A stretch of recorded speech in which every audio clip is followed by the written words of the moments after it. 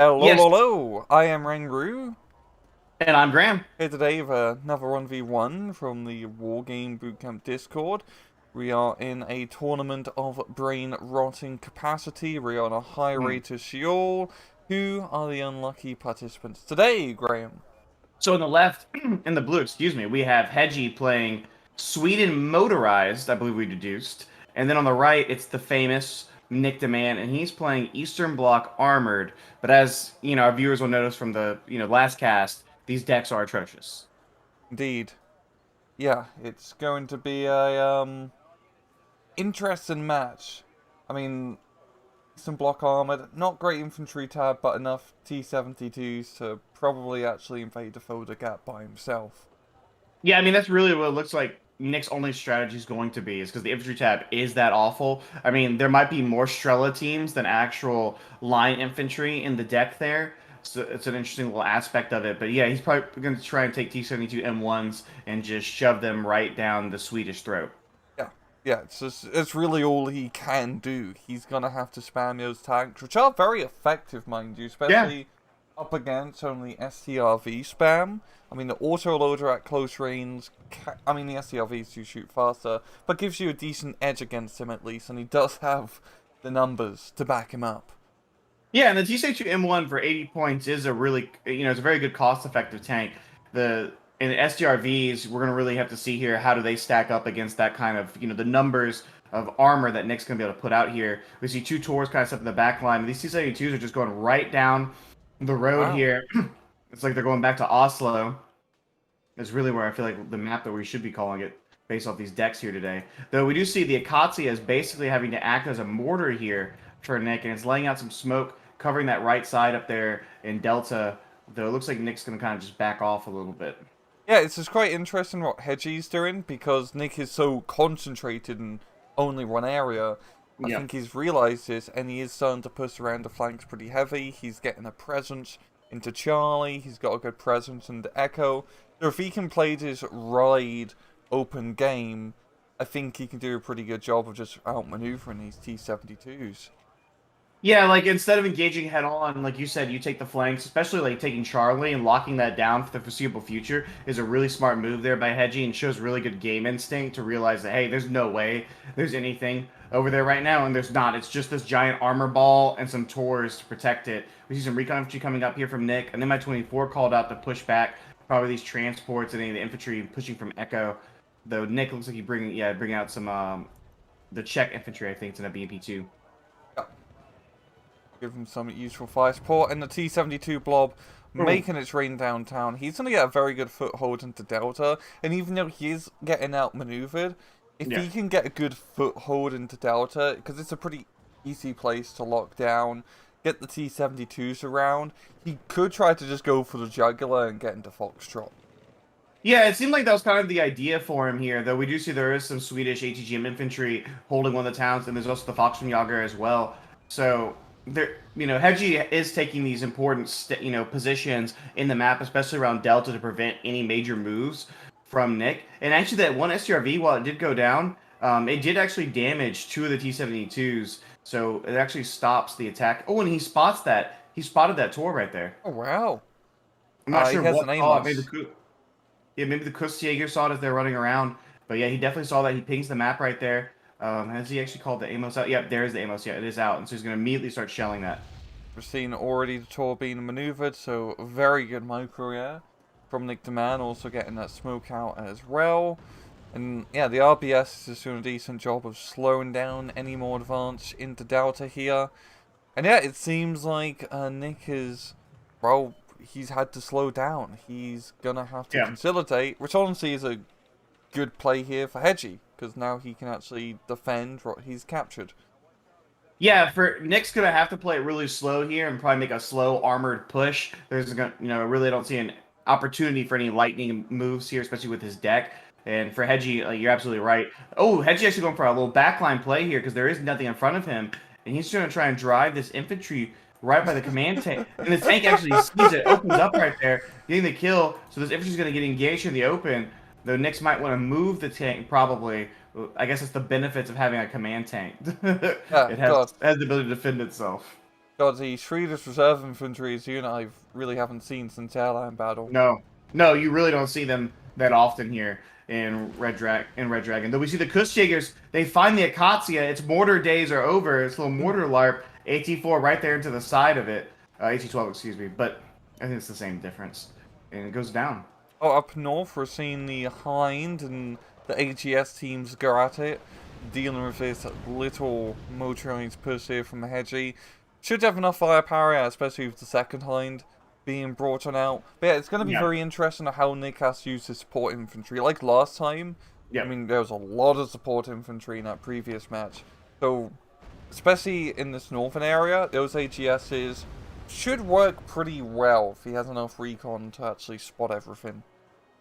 Yeah, the big thing with the standout infantry is they're really good in a defensive role, right? If you can get them into a building and then they can utilize their extra range and push back other infantry units.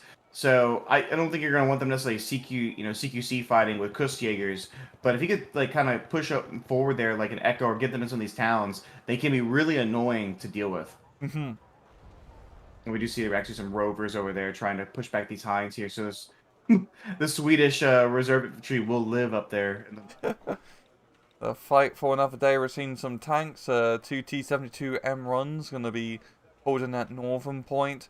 And it does seem like Nick is trying to expand out a bit and really playing for Echo. It seems he's just completely given up on Charlie, which honestly I don't blame him. It's like literally an uphill battle to retake that position. Yeah, I think it makes perfect sense for Nick to focus Delta Echo, but you have to lock it down, right? If you allow CVs to get bought out, which Hedgie hasn't done yet. So the first one is brought. I'm assuming that's going to go to golf here. So really, Nick isn't kind of pressed for time whatsoever. As long as he doesn't lose any of these key units, which is basically T-72M1s, I think he's in an okay spot. But the pressure in Echo is kind of creating him some problems. Now, one of the rovers went down, so these Hinds are going to move back in. You know, they're basically flying tanks themselves. So it's kind of just armor everywhere. But he's going to need some form of infantry to support those T-72s up north. Yeah, and I think that's really has, especially in the Delta position, has slowed down his push. Is more of the lack of infantry. As we can see with our God Vision, there's really not a whole lot stopping him. The ATGM teams are like the most scary thing, but he could really just smoke him off in hindsight. But without that information available, he just has this lump of T-72s just sitting about. Well, not so much sitting about anymore. They're pounding away at ATGM squad. Yeah, he's trying to, and this is very common in Wargame, he's trying to bully with the armor, right? Because he has enough armor here, he has the smoke, so he wants to kind of dip in and out with it, push forward, get the stun there on that infantry before it can do any real damage. You know, we see right there, I think maybe one Carl Gustav round hit there, but, and this is something you can do in Red Dragon at times, is take that armor and really bully those infantry squads, depending on the lethality of their anti-tank capabilities and the numbers. Though the Kustjägers on the side could actually be really nasty. And getting more ATGM infantry, which Hedgie is doing, to provide multiple angles can really stop that. Yeah, he's just going to need to build a pretty deep defense here. Because these T-72s are scary, but they're pretty easy to knock out one. Oh, actually, they're the M1 to 14 frontal armor, which is they're nasty. Good for the price. Yeah, the T-72 M1 is really good for 80 points. Like you said, there's the 14 frontal armor, which can be massive in some of these engagements here. Oh, we see that actually, real quick, the Czech MiG-29 dives in right there, drops his bombs, but quick moves there by Hedgie to get his ATGM infantry out of the town there, so none of them go down. Yeah, very damn good micro here. And watch out, actually, oh, that's the ATGM Ito helicopter.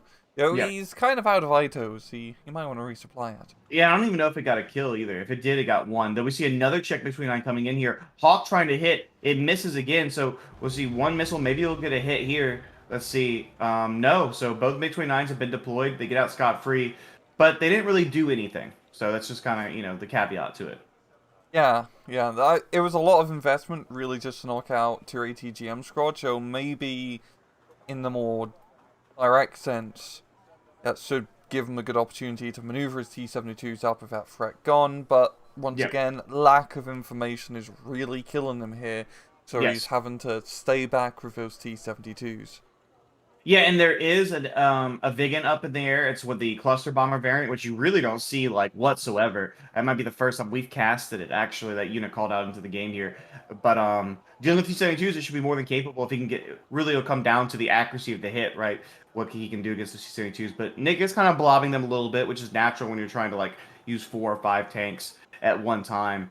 But I mean, really overall, it's the game's pretty slow pace. But Hedgie, I think, is in a really strong position. Yeah, I don't know. I think Oil Strela 2 should be enough to provide anti-aircraft cover here for Nick.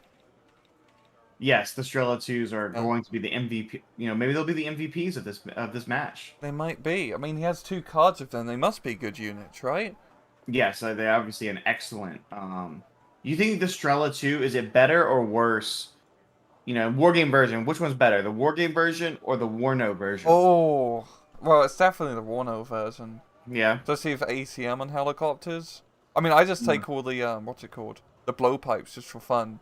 They're not to kill stuff, it's just to send missiles into the air to scare the opponent. Really? You just Yeah. going for like the blowpipe power. The blowpipe power, yeah. Blowpipe power hour. I wonder how do you end up naming a manpad a blowpipe? Like we're really close to like crack pipe there. Maybe it's remnants of, Empire days in Africa. Oh, I see. I see. So it's more British imperialism. Yes. Still colonialist all the way down. Honestly, Hedgie's been pretty quick with his micro here. He's done really well in trying to minimizing some of these losses. Avoiding the hits right there on the MiG-29 there, so his VK-40 actually can stay alive, and it did some really good damage against one of the MiG-29s. I think he called back the Vega, and he wasn't willing to commit just yet. So Nick's basically in the same spot that he's been in for about the past 5 minutes, Rain. And I'm curious to see how much longer he's going to wait, because the more time he gives Hedgie, the better it is for him in consolidating his overall position, and then the loss of Delta and Echo really won't be as impactful. Yeah, and I'm very impressed with how Hedgie is playing this. I mean, this is the first time I believe we've casted him.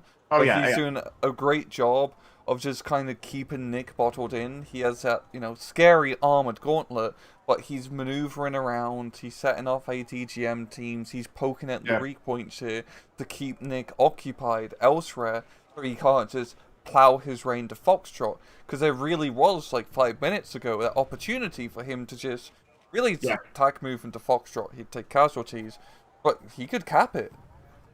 Yeah, or at a minimum, I think he probably could have decapped it, right? At least it looked like it. It was the vibes that, he had enough armored firepower. It felt like that was a possibility for him. He is trading out a little bit here, getting some consistent vehicle kills. His T-72s are mostly still alive. I think he's only lost one, maybe one the whole match. He did lose a tour, so that kind of sucks for him. But really, I just think a little more infantry, and he could make the push happen. I think that's the only thing holding him back right now is purely the lack of infantry. Yeah. Yeah, he's gonna have to really stretch out that one card of check Moto Strackley to lead Yeah. the charge. Maybe some AGS is backing him up. Nice MiG-29 drop right there. The Cussier, Hedgie wasn't able to dodge there. We see him burning up right there in the flames. Nice little hit there for Nick. And we see those units right there going to push up there and echo some check recon infantry up front. Some more T-72s. And he's actually got the T-72 M1 command tank back out here. And it's going into echo first. Okay. Oh, the MiG-29 flies right over the Veek there. Getting dangerously low. Oh, it's going to get out with 3 HP. Actually, where did it drop? I don't even know where that one dropped at. If it did. I honestly don't know either. Yeah, I don't know either. No. Faked us out. Little faker. Hmm. So it looks like Nick is going to continue this push here into Echo. He basically has it under his control. I mean, there is some ATGMs on a hill line there, kind of overlooking from the top, but Nick doesn't need any more than that right now. So just having that, it neutralizes the tick that had been occurring. Though Hedgie will cap Charlie here pretty soon to try and keep that +1 going for a little bit. Oh, but another T-72 command tank actually being brought up. Yeah, it seems this hasn't become to, the go for Charlie, complete cap for Hedgie. And then Nick has a pretty good shot of just keeping Echo completely captured. But then we get to the Delta grind shit, where, with that one triangle forest, the triangle, it's pretty much a Bermuda triangle of Wargame, really. Just as long as Hedgie holds that, he's good. Yeah, I'm curious to see what Nick's plan is here moving forward because he's gonna need to get aggressive somewhere, right? Because even if, let's say, he caps Delta uncontested, Echo stays uncontested, he is down in points, right? So at some point in the game, that's gonna have to force him into an offensive maneuver. And where do you go from there? Because Golf and Charlie are capped, and it doesn't look like he's really setting up whatsoever for an eventual play there. So I mean, it kind of lends into what you said. I think is that he's gonna eventually want to push Foxtrot. Yeah, it's really his only play. And he is trading efficiently here. We're seeing that Yeah. T72 blob is just blapping.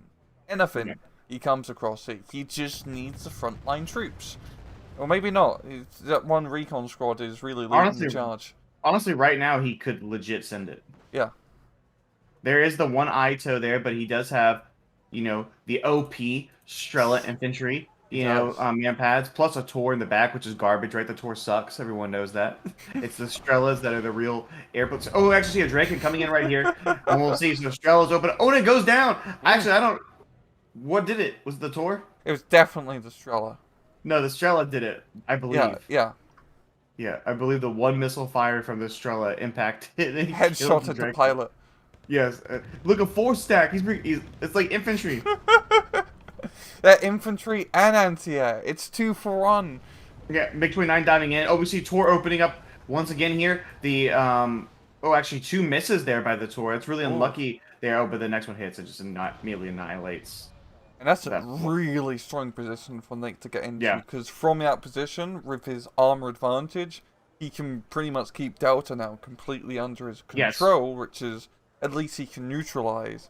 But with the current point disparity, he needs to either send it into Foxtrot or maybe try to neutralize Charlie at least. But without the infantry, I think that's going to be hard. Yeah, and what's crazy is I think, if he dedicates more resources to this push here, he 100% can get up there and decap Foxtrot. There's one STRV in front of him. Obviously, we have the God Vision. Looks like some Kussjägers. I believe that's in that truck are coming up here, so maybe to help hold there. And he might decide he doesn't need to right now, but really strong position and push there by Nick, just clearing out everything with those T-72s. The Soviet Union's like, damn, if we could have done that in real life right there. Just watching those T-72s just manhandle the Swedish infantry. I'm really conflicted with him pulling back his T-72s. Yeah. Oh, MiG-29 going in for the Vigan. Does get the kill. Yeah, But yeah, nice kill. because on one hand, I get pulling back the T-72s in this case. What? The Gripen went in and killed the MiG-29. 1-for-1. Yeah, he But- gets the cluster bomber, but yeah. Yeah, go ahead, Ray. But by moving him back, he has just given up some very Gucci ground to Hedgie here temporarily. I think he's gonna try to get back in there. He does have the recon troops here to at least spot anything coming up. But I think he'd want to maybe keep 1 or 2 T-72s on the front line just to deter any immediate counterattack. Yeah, I'm surprised he only left, like you said, only the Czech recon infantry's up there. So we do see Hedgie. He is kind of marshaling some more troops here. He's going to need more if he wants to try and push Nick back whatsoever. Because Nick's kind of in a position, I think, where he's like, I can respond from the middle here. If he comes down the hill, I can immediately counterattack it. We'll have to see if that actually plays out that way. Because he's also being a little bit distracted by Hedgie's, I guess shenanigans might be the right word, towards Bravo there. But the one... If you, I don't know if you're able to catch it, Rang, but that one 30 mil HES squad was able just to annihilate some Kussjäger right there in the open at max range of it. Yeah, so that shows you what the stand-up infantry can do when they're in a defensive position, firing at their maximum range. Yeah, honestly, it's kind of crazy that humanity has even invented automatic grenade launchers. Yes. How do the Czechs even have it? Where'd they get that? Such crazy technology. I think it's fake. Probably, it must be fantasy. It's right in a wargame. Yes, it's a fantasy unit. It's not real. No such thing as automatic grenade launchers. No. We only use noob tubes here, thank you. Yes, thank you very much. Though we do see more... He's got so many Strela too. It's like... Because it's so good! Yeah, they're so good. I don't blame him. Look, his Vigan's gonna fly over and he's just gonna get blapped immediately. Oh, the Vigan is committing right there. Yeah, it is the ATGM variant. We'll see if it actually... Did it kill a tank or did that kill? It did. Okay, I thought it killed a BTR or something or an SVW, but no, it did kill the T-72. I mean, he still has a bunch more. There's 3 right there. He's bringing up another Tor. You don't even need the Tors, Nick. You have the Strela 2. Yeah, you'd save so much money. I don't know where Eugene hasn't made them more expensive. I mean, they're 15 points in war now. Yeah. And, you know, Bloody just throwing it inflation. out. Just throwing it out there. That really is inflation. I mean, even Mm-hmm. Eugen sticking it to the consumer. 15-point Strela 2 teams in Warno. Outrageous. Outrageous. What was also outrageous is Hedgie has actually been able to get that position back into Delta because Nick wasn't able to recapture it in time. It's Yeah. only a single Kurtschäger, but with once again lack of infantry, you know, he could potentially knock out a T-72 or two if they decide to send it. But no, Nick is very happy actually just playing it Yeah. defensive Delta Echo, which if he had the points, I would be down for that. But he really needs to play heavy in Charlie, which, okay, that's what he's going to be doing. Yeah, I think he's decided that's the move he's going to make. I mean, we'll see, right? I mean, he has two Mi-24s over there for fire support, but there is a VEEK-40. We see the MiG-29 coming in. It's going to bomb those Kussjägers. But they might be dead already. I mean, it's just overkill. You know, just disrespect right there. Just 4 Kussjägers getting burned alive. Yeah, rip. This push is going in. Strela 2s up leading the way right there. We see the NSVT, basically the Soviet 50 cal, or close enough to it, pushing it back with the VEEK-40 getting pushed back as well. It's still alive though. Oh, but the Gripen dives in, gets the kill, and might get the next. Oh, okay. So Gripen does survive, and so does the MiG-20, the Eastern MiG-29. Ah, very good kills here for the Gripen. And honestly, looking at this like a bit more deeply now, yeah, it's actually not a bad choice to push into Charlie. It's just barely anything here right now. Hedgie overextended. Like he went out of Charlie and then put all the infantry units kind of like in their own little forest line, but there was no ability for any of them to mutually support each other, and so he basically just took a fist of cast off equipment and pushed forward, and there really isn't much resistance now, and he's going to be able to get into Charlie pretty much easily. Yeah, because I understand wanting to push a little bit out of Charlie to try to cover that ridgeline, because high ground and all of that. But unless you have, you know, the tanks and fire support to back up, really just some infantry in it, you really just want to play it deep in Charlie. You want to play it like Vietnam, you know, have infantry in every single forest line and just make it a pain in the ass to capture. Yeah. No, I totally agree with you, and the overextension here is, I think, going to cost them pretty big. This Mi-24 is going to go and push up. There is a Hawk over there. Oh, there's actually an SCRV tangling. What's he shooting at? Oh, he's shooting at the T-72 over there. Yeah. The Mi-24 is kind of over here. It's actually going right by the command. Oh, he doesn't see it. He sees the helicopter there, sees the SCRV, but he flew right over the infantry CV. and that Viggen's chilling there, too. Trying to go for it. Yeah, he does actually get a shot into it right there. Yeah, one missile hit. Might as well just land and take the supply helicopter. Oh, the Hawk just obliterated that Hind right there. Direct hit from it. Oh, there he sees the guns were left on there. And so now he sees that the Hawk opens up. Oh, and saves it too. You get a side shot there. Look at the Hawk. It can take out helicopters. Absolute big bloody missile. It is a huge missile. If it hits, it should for the most part, it should kill, I mean, you know, Eugen Warno. I think in Warno it takes, you know, does like 3 damage to a Hind. Yeah, how much does it do, Warno, a Hawk hit on a helicopter? Real talk, it's probably like 2 hits. I think it's 2? Probably 2 hits because of the whole armor buggery. But could you get 2 hits? No. Like with the 3 missiles on it. Oh no. You get maybe 1 if you were lucky. Maybe 1. High chance of 3 misses. Yeah. Look at the Strelas try and shoot down their Draken right there. Oh, the Tunguska. Oh, but the Tunguska says, yeah, I can do that. Look how accurate that Tunguska was. On the move. I've seen that in War Thunder. I've never seen someone on the move just, you know, use that use the twin 30 mils like that. That's pretty crazy to see. Drive-by Blappening. It was a drive-by, absolutely. Drive-by air shooting. Then we do see, so Hedgie tried to stick a CV into Delta, but Nick is pushed up here and engaging with the C-72s. Yeah, I don't see, Hedgie's going to need a lot more firepower than that if he wants to break into either Echo or Delta. Oh, the MiG-29 pushed too far forward. Oh, and gets blasted right there by the Gripen. Nice. Both of them down, I think. This anti-aircraft net here for Nick Demand is actually really starting to get quite a bit scary. And with his armored blob in center, it's been slow, it's been steady, but he's been trading very efficiently.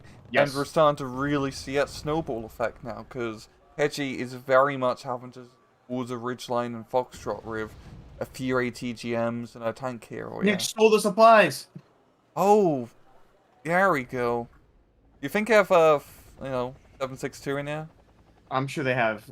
Do the Swedes have some? I think the Swedes probably have some. But they do like to use that 6.5. They They're a little do. weird. They're a little weird like that. But yeah, so he does get he does steal the supplies, and he knows the CV's there. I'm surprised he hasn't just he could just drive the SPW forward and kill it. Though we do see the Ito, yeah, fly over here. It's actually gonna kill. He's gonna kill his own supply. Oh no, he's going for the Oh. C2Ms. I thought he was gonna leave. He's like, you're a traitor to me. I'm just gonna kill my own helicopter right there. Oh, he's going to, actually. Yeah. They were turned out they were communists and they flipped. Ooh. But here comes the Tunguska. Just drive-by Blapidins continuing. Tunguska Oh, it is got stuck in the mud. Tunguska are disgusting. Like, just annihilating. Yeah, and so this CV, and so there he goes. And yeah, Nick's pushing forward now, so he should kill the infantry CV in a second. T-72M's pushed down to finish off the Nordlandjäger right there. And the T-72 command tank's coming up, so he's going to decap Charlie. Then he's going to recap it. And honestly, he should just keep going into golf because there is nothing in front of him. He's killed everything. Yeah, he has the absolute momentum now to keep it going. Then once he captures Charlie, that's a bloody +2, which is Gucci. He neutralizes Golf, +3. And you really, if you start losing a bit in Delta and Echo, who cares? But I don't think that's going to happen. He has such momentum on his side right now. Yeah, I really don't see how. I totally agree with you. I don't see how Hedgie will be able to get back this, really get back the rest of the momentum away from Nick anymore. Because this push, I mean, just look how much stuff Nick has on the map. You would think he was playing a mechanized deck, which is the raw amount of stuff out here. I mean, Strela 2 is just everywhere. They take up half. They're half the units, but got to caveat it a little bit. But there's nothing in front of him. Nick can totally just keep driving. Yeah, all the Norland Rangers behind and Charlie doing some partisan work. But I wonder how many T-72s they can kill here. I'm going none. I think the T-72 should be able to bully them because they the Hind. Hind cheated, dude. That wasn't a fair fight. No flying tanks allowed. That's absolute BS. Oh, and Echo, we're seeing Hedgie trying to sneak up an infantry CV. Yeah. But Nick spots it, and I think Nick's gonna have none of it, actually using the recon BMP-1 to blap it out, which is you never see. Yeah, you never see that. No. The accuracy's so bad on it too. It has a radar. It does have a radar. Oh, a Fox and Mayor sneak up on the T-72 command tank. The Strela is actually kind of helping out here because they actually have an assault rifle. Oh, and then it survives another hit by the Carl Gustav. Yeah, because it took it to the front there, and so it lives. I think it was the Strela 2 where it's wiped out squad. I concur. Yeah. They just shot the Strela 2 at the infantry.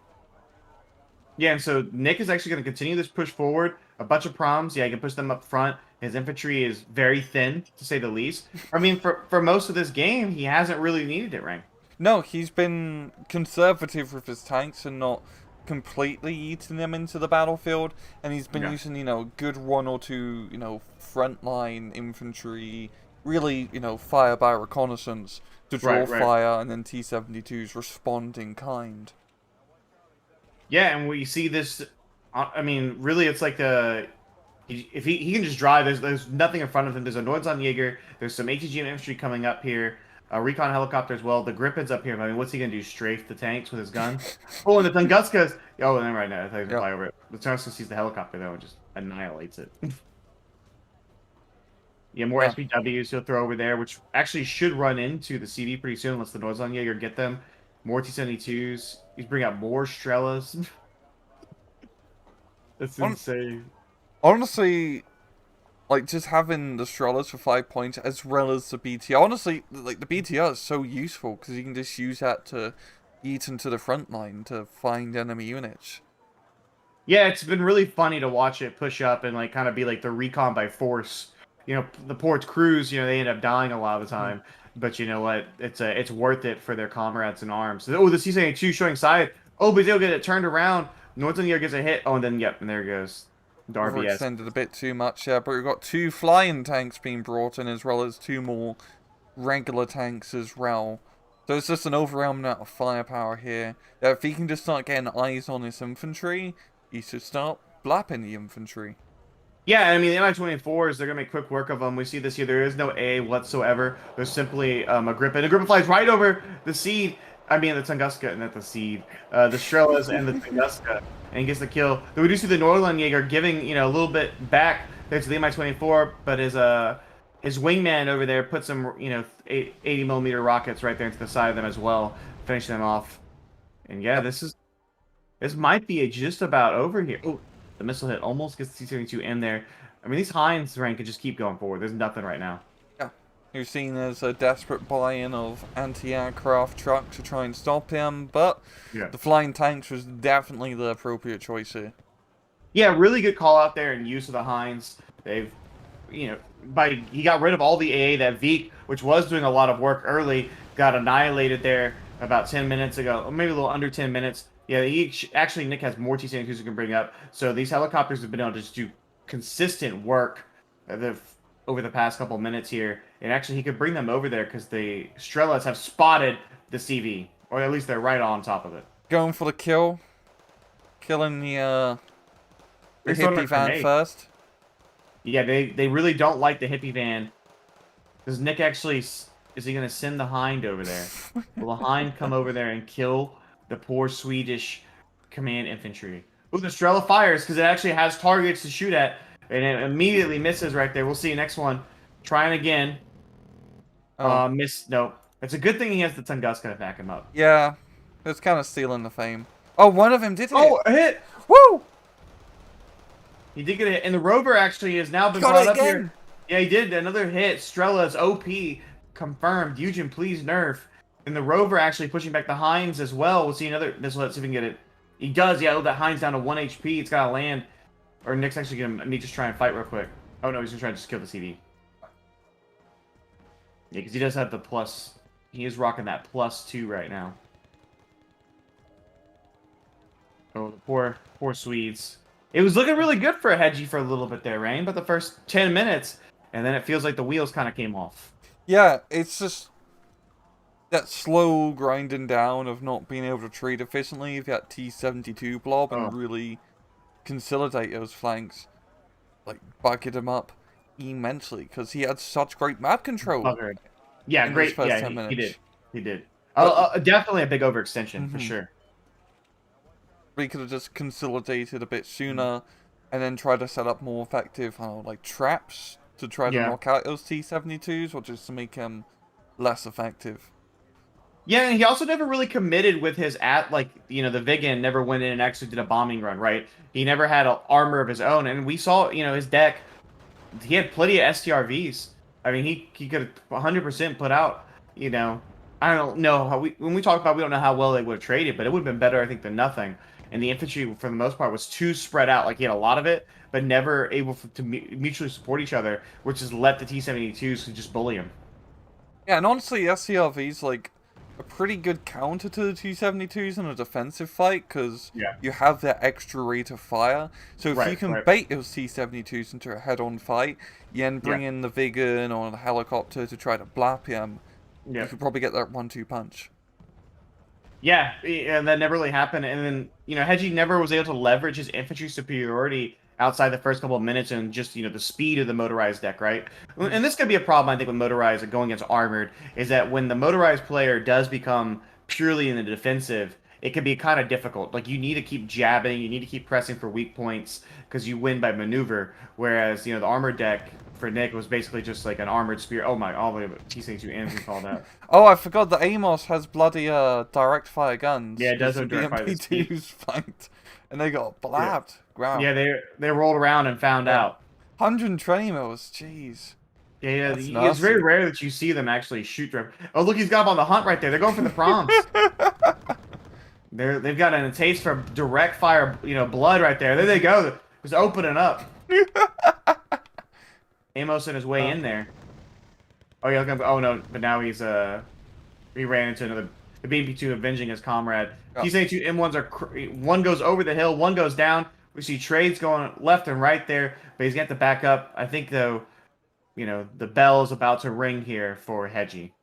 Indeed. But no, you're totally right about the motorized thing, because you're basically like a shark. I mean, you've seen it with South Africa motorized time and time again.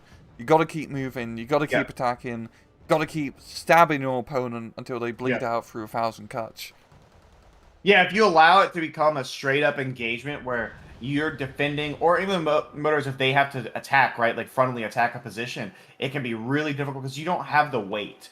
That's just not what the deck's strength is. And so we see it here where when this game became just a straight up kind of like slog fest for the most part, and obviously Nick out traded Hedgie pretty consistently after about probably the first eight to 10 minutes there. But there was just no way you're going to stop as a motorized deck that amount of firepower. Yeah. I'm just seeing the T-72s continuing to pour on through. Yeah.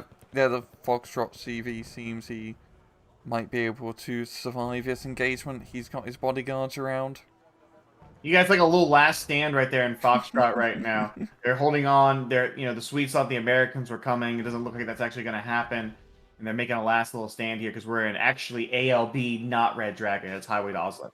And damn, that KD I think really speaks to just, especially towards the end, everything on Hedgie's side just got blapped. Yes. It's to quote Shurang, it got blapped and it was not Gucci.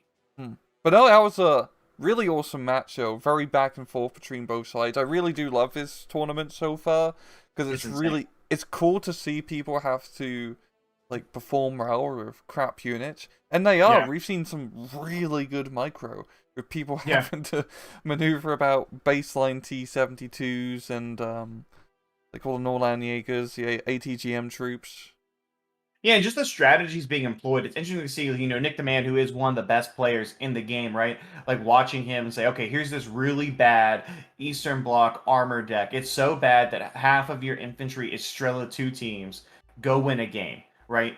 And then it's just interesting to see him come up with a strategy of, okay, how am I going to approach it? And then his opponent, as well as Hedgie, I'm sure any good day on the ladder, Hedgie's like, oh, it's Nick the Man, right? But now I'm playing with Swedish motorized. And you don't even build it like yourself, like it was given to you. So it's really interesting to see what the players try to come up with to get wins. Because I think this is the only real 1v1 tournament going on right now. I think it's like a Legend run or something going on as well. Like another run for the Bootcamp Discord.